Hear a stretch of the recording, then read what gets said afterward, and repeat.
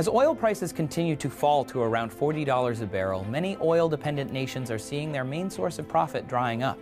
One particularly frightening report from the International Monetary Fund stated that most Middle Eastern countries could run out of money in just 5 years.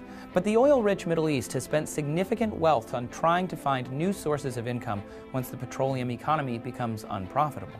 Some countries have already begun to shift their economies away from oil production. So can the Middle East survive without oil? Well, the majority of the Middle East's oil comes from just 6 countries: Iran, Iraq, Kuwait, Qatar, Saudi Arabia, and the United Arab Emirates, produce more than 25 million barrels a day. But despite the region's oil-heavy focus, the country of Bahrain has already become the Middle East's first post-oil economy. Bahrain stands as a model for other countries, as they've never had much oil to boost the economy. There is instead an emphasis on banking, tourism, manufacturing, and construction. In fact, Bahrain is the main financial center for all the surrounding oil money, and their success is partially due to a unique niche: Islamic banking. Islamic banking is simply banking that follows Sharia law, and for many religious people in the Middle East, it is a necessity. In particular, it prevents usury, or the charging of excessive interests for loans, which is prohibited in the Quran. It also does not allow investment in things like pork, alcohol, or tobacco, as those are prohibited.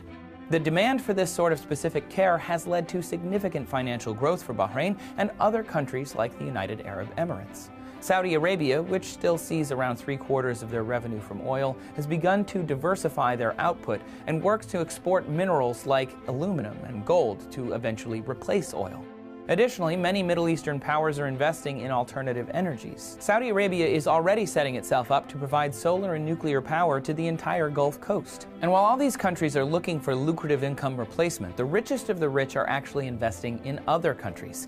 Qatar, which has the highest GDP per capita in the world, recently promised to invest $15 billion in Asia, with about $200 million worth of property purchases in India alone. But since the Middle East has spent much of the 20th century raking in oil wealth, there is considerable worry about the future for the youth. As extremely high-paying oil jobs transition into a more transit, financial, and service industry, many fear that oil-funded government programs will end. Saudi Arabia provides free education and healthcare with no taxation. So even if those rich countries are able to jumpstart alternative revenue sources, young residents will likely have less job security, fewer social benefits, and they'll have to work much harder than the current generation. And before a post-oil economy arrives, there's no guarantee that Saudi Arabia will have enough reserves to make it there. If you want to learn more about the potential for Saudi bankruptcy as a result of cheap oil, watch this video up top. Or to find out who exactly controls the world oil and why, check out this video below. Thanks for watching TestTube News, everyone. Don't forget to like and subscribe for new videos from us every day.